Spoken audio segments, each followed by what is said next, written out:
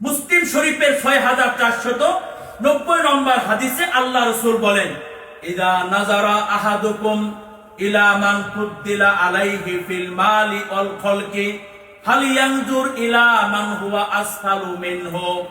কিয়ামত পর্যন্ত আনেওয়ালা নবী তার উম্মতদেরকে ডেকে বলে, আমার উম্মতেরা, তোমাদের মধ্য হতে যখন কেউ এমন ব্যক্তিকে ফলো করে, মান ফুদ্দিলা আলাইহি ফিল মালি ওয়াল খলকি, কয় যাকে অর্থ সম্পদে স্বাস্থ্য সামর্থ্যে অনেক বেশি দেওয়া হয়েছে, ফালিয়ানজুর ইলা মান হুয়া আসফালু মিনহু, তাহলে সে যেন তার অপেক্ষায় নিম্ন পর্যায়ের মানুষটাকে ফলো করে। ওফি রাওয়ায়াতিন লি মুসলিমিন ক্বাল, আর মুসলিম শরীফের বর্ণনায় আল্লাহর রাসূল বলেন, উনজুরু ইলা মান হুয়া আসফালু মিনকুম ফিদ দুনিয়া ওয়ালা তানজুরু ইলা মান হুয়া ওয়ালা তানজুরু ইলা মান হুয়া ফাওকাকুম ফাহুয়া আযদিরু আল্লাহ তুযদিরু নি'মাতাল্লাহি আলাইকুম। আল্লাহ রাসূল মুসলিম শরীফের 6490 নম্বর হাদিসে বলেন, আমার উম্মতেরা, দুনিয়ার লাইনে তোমার থেকে যারা নিম্ন পর্যায়ের তাকে তোমরা ফলো করো, ওয়ালা তানজুরু ইলা মান হুয়া ফাওকাকুম, যারা তোমার থেকে দুনিয়ার লাইনে উচ্চ পর্যায়ে তাকে তোমরা ফলো করবা না। ফাহুয়া আযদারু আল্লাহ তুযদিরু নি'মাতাল্লাহি আলাইকুম। আল্লাহ রাসূল বলেন, আমার এই নীতিটা আমার উম্মতেরা যদি অবলম্বন করতে পারে, তাহলে আমার এই উম্মতকে আল্লাহ তাআলা যতটুকু নিয়ামত দান করেছেন, যতটুকু রিজিকের ব্যবস্থা করেছেন, এটাকে ক্ষুদ্র এবং হীন মনে করবে না। দুনিয়ার লাইনে যারা আপনার থেকে নিম্ন পর্যায়ে, আপনি বেতন পান 50,000, আপনার প্রতিবেশী বেতন পায় 1,00,000 টাকা, আপনি যদি রাসূলের এই নীতি অবলম্বন করেন যে যেই আপনার যেই সঙ্গী বেতন পায় 10,000 টাকা পায়, তাহলে আল্লাহ রাসূল বলে, তোমাকে যে আল্লাহ তাআলা প্রতি মাসে 50,000 টাকা ইনকাম করার তৌফিক এনায়েত করেছেন, এটাকে ক্ষুদ্র মনে হবে না, এটাকে তোমার কাছে কি হবে না, তুচ্ছ মনে হবে না। আবু যর গিফারি রাদিয়াল্লাহু তাআলা আনহু, আল্লাহ রাসূল সাল্লাল্লাহু আলাইহি ওয়াসাল্লাম হযরতে আবু যর গিফারিকে 7টি কাজ করার নির্দেশ করেছিলেন। ওই 7টি কাজের মধ্য থেকে 2 নম্বর কাজ হলো দুনিয়ার লাইনে নিম্ন পর্যায়ের লোকটাকে ফলো করা, উচ্চ পর্যায়ের লোকটাকে ফলো না করা। মিশকাত শরীফের 5250 নম্বর হাদিস, ওয়ান আবি যররিন রাদিয়াল্লাহু তাআলা আনহু ক্বাল, আমারনি খলিলি বিসাবিন আমারনি বিহুব্বিল মাসাকিন ওয়াদ-দুনুবি মিনহুম ওয়া আমারনি আন আনজুরা ইলা মান হুয়া দুনি ওয়ালা আনজুরা ইলা মান হুয়া ফাওকি। হযরতে আবু যর গিফারি বলেন, আল্লাহ রাসূল আমাকে 7টা কাজ করার আদেশ করলেন।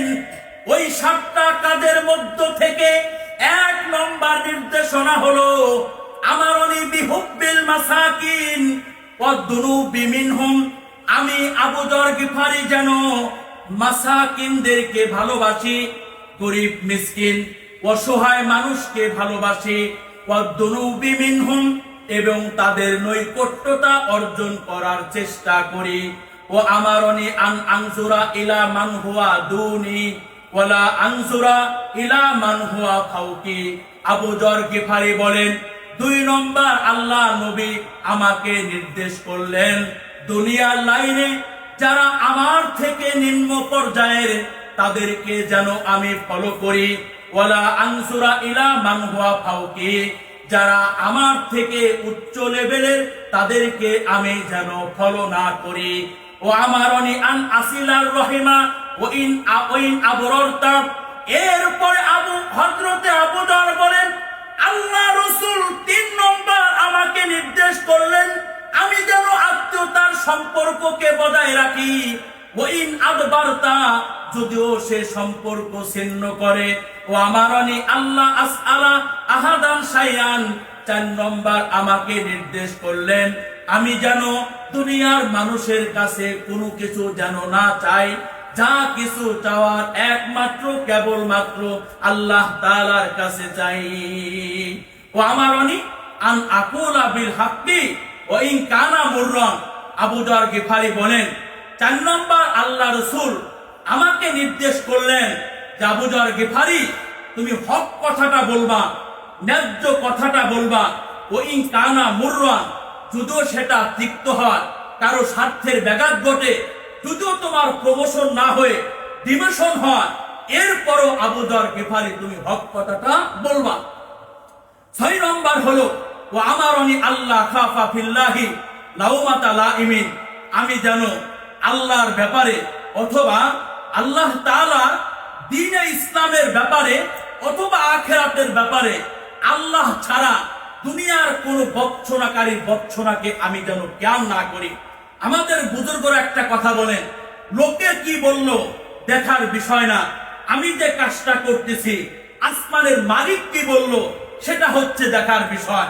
আপনার হাতে হুট করে তসবিহ উঠে গেছে, আপনার জবানে রবের জিক্রুল্লাহ জারি হয়ে গেছে, অনেকে আপনাকে দরবেশ বলে ব্যঙ্গ করতে পারে, অনেকে আপনাকে নতুন মুসল্লি বলে উপহাস করতে পারে।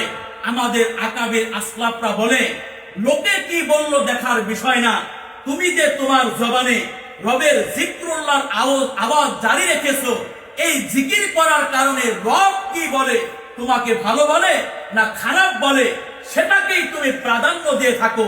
7 নম্বর হলো ও আমারানি আন উকসিরা মিন কওলিন লা হাওলা ওয়ালা কুওয়াতা ইল্লা বিল্লাহ ফাইন্নাহুন্না মিন কানজিন তাহতিল আরশি। আবু যর গিফারি বলেন 7 নম্বর আল্লাহ রাসূল আমাকে নির্দেশ করলেন আমি যেন বেশি বেশি লা হাওলা ওয়ালা কুওয়াতা ইল্লা বিল্লাহ এতটুকু পড়ি। বলেন লা হাওলা ওয়ালা কুওয়াতা, আরো জোরে বলতে হবে, বলেন লা হাওলা, আরো জোরে বলেন লা হাওলা ওয়ালা কুওয়াতা ইল্লা বিল্লাহ। আবু যর গিফারি বলেন 7 নম্বর নবী আমাকে নির্দেশ করলেন এই লা হাওলা ওয়ালা কুওয়াতা ইল্লা বিল্লাহ, এই শব্দগুলো আমি যেন বেশি বেশি পড়ি। কেন এই শব্দগুলো নবী আমার বেশি বেশি পড়ার কথা বললেন? আল্লাহ রাসূল বলেন ফাইন্নাহুন্না মিন কানজিন তাহতিল আরশি, কারণ হলো আমার উম্মতেরা এই শব্দগুলো আল্লাহ তাআলার আরশ থেকে আগত। আসছে কই থেকে? আল্লাহ তাআলার আরশ থেকে।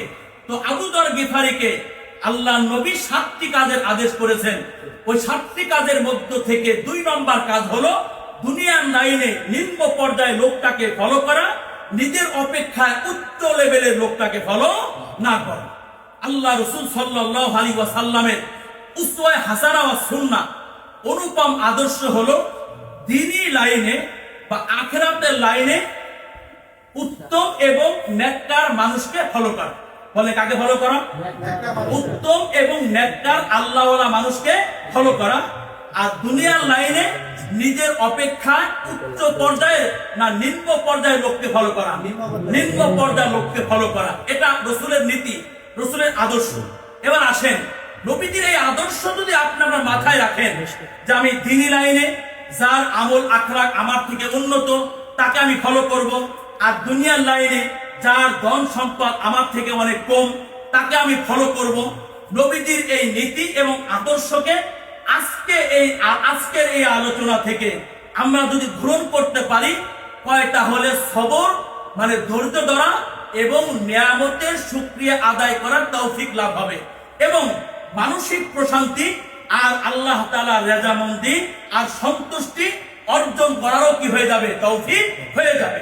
স্বাভাবিক বিষয়, আপনি বেতন পান 10,000, আপনার প্রতিবেশী বেতন পায় 5,000, আপনি যখন আপনার এই 5,000 বেতন পেনেওয়ালাকে যখন ফলো করবেন তখন আপনার কাছে মনে হবে আল্লাহ আমাকে অনেক বেশি দিয়েছেন। তখন মনে করবেন অনেক বেশি দিয়েছেন, তখন শুকরিয়া আদায় করা, ধৈর্য ধরা সহজ হবে না কঠিন হবে?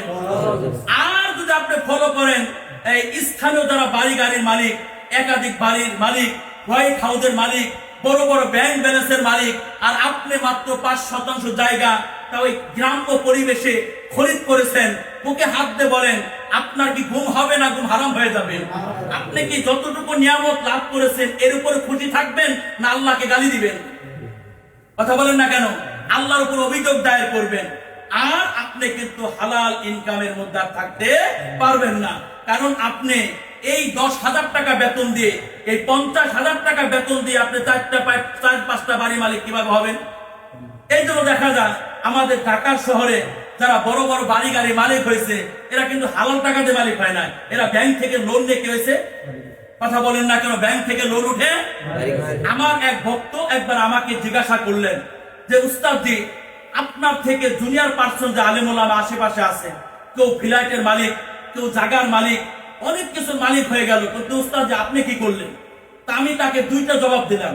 1 নম্বর জবাব হলো, আপনার মতো ভক্ত যার আছে তার তো বাড়ি গাড়ির মালিক হওয়ার দরকার নাই। 2 নম্বর জবাব হলো, আমি যে বাড়ি গাড়ির মালিক না, বা আমি এই ঢাকা শহরে জায়গা কিনতে পারিনি, বা আমার কোনো দুঃখ নয়। কেন দুঃখ নয়?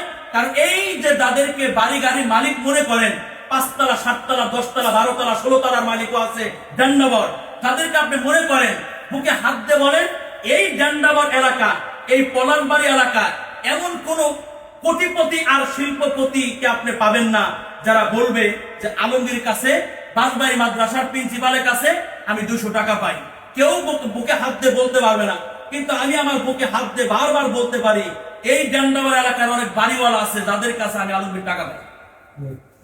তাদের কাছে আমি কি পাই? কথা বলেন না, কি পাই? আমি টাকা পাই। আর 3 নম্বর বিষয়, টাকা আমি জবাবে বললাম, দেখেন যে মানুষ এই টাকা পয়সা ইনকাম করে, বাড়ি গাড়ি মালিক হয়, সবকিছুর উদ্দেশ্য যদি হেডাম দেখাবে, সম্মান লাভ করা, সম্মানের চেয়ার লাভ করা।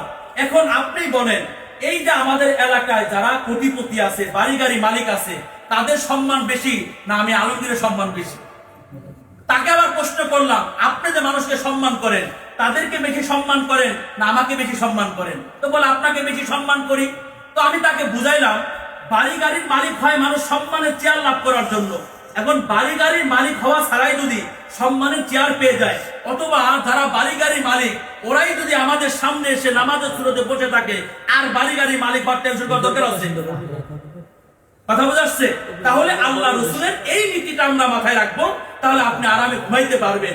দুনিয়ার লাইনে যারা আমার থেকে নিম্ন পর্যায়ে তাকে আমি ফলো করব, আখিরাতের লাইনে যারা আমার থেকে উন্নত মানের আমল তাদেরকে আমি কি করব? ফলো করব। তাহলে সবর করা সহজ হবে, শুকর আদায় করা সহজ হবে, আর আল্লাহর রেজামন্দি লাভ করা যাবে। একটা হাদিস বলে আলোচনা শেষ। তিরমিজি শরীফে 2512 2512 নম্বর হাদিস, আল্লাহ রাসূল বলেন, খসলাতানে মান কানাতা ফিহি কাতাবাহুল্লাহু শাকিরান সাবিরান। আমার কোন উম্মতের মধ্যে যদি 2টি গুণ পাওয়া যায়, 2টি বৈশিষ্ট্য পাওয়া যায়, তো আল্লাহ তাআলা আমার ওই উম্মতের নামটা ধৈর্যশীল হিসেবে এবং শুকরগুজার বান্দা হিসেবে আল্লাহ তাআলা উঠায় দেন, আল্লাহ লিপিবদ্ধ করে দেন। 1 নম্বর, মান নাযারা ফি দীনিহি ইলা মান হুয়া ফাওকাহু ফাক্তাদা বিহি। ধর্মের লাইনে, দ্বীনের লাইনে সে ফলো করে ওই ব্যক্তিকে যে তার থেকে উচ্চ লেভেলের, ফাক্তাদা বিহি, এবং তার অনুকরণ করে। ও নাযারা ফি দুনিয়াহু ইলা মান হুয়া আসফালু মিনহু। আর দুনিয়ার লাইনে সে ফলো করে তার থেকে নিম্ন পর্যায়ে লোকটাকে। হামিদাল্লাহ আলামা ফাদ্দালাল্লাহু আলাইহি। ফলে সে আল্লাহর প্রশংসা করে ওই সকল নিয়ামতের বিনিময় যে নিয়ামত গুলো তার প্রতিবেশীর অপেক্ষা আল্লাহ তারে কি দিছে? বেশি দিছে। কাতাবাহুল্লাহু শাকিরান সাবিরান। আল্লাহ তার নামটা শাকির হিসেবে, ধৈর্যশীল হিসেবে লিপিবদ্ধ করে দেন। আর ওমান নাযারা ফি দীনিহি ইলা মান হুয়া দুনাহু। আর যে মুসলমানের সন্তান দ্বীনি লাইনে, আখিরাতের লাইনে তার চেয়ে নিম্ন লেভেলের মানুষকে ফলো করে, ও নাযারা ফি দুনিয়াহু ইলা মান হুয়া ফাওকাহু। আর দুনিয়ার লাইনে তার চেয়ে উচ্চ লেভেলের লোকটাকে ফলো করে, ফাসিফা আলা মা ফাতাউ মিনহু। ফলে সে ওই সকল নিয়ামতের কারণে আক্ষেপ করে যে নিয়ামত গুলো থেকে সে মাহরুম হয়েছে, বঞ্চিত হয়েছে। সে হলো 1 তলার মালিক, আর সে ফলো করছে তার প্রতিবেশী যার 10 তলার মালিক, তাকে ফলো করছে। এবার সে আক্ষেপ করে বাকি 9 তলার জন্য। 9 তলার জন্য? আরে 1 তলা করলাম, আমার প্রতিবেশী তো 9 তলা করছে, আমার থেকে 9 তলা কি করছে? বেশি আক্ষেপ করে। আল্লাহ রাসূল বলেন, লাম ইয়াকতুবুহুল্লাহু শাকিরান ওয়ালা সাবিরান।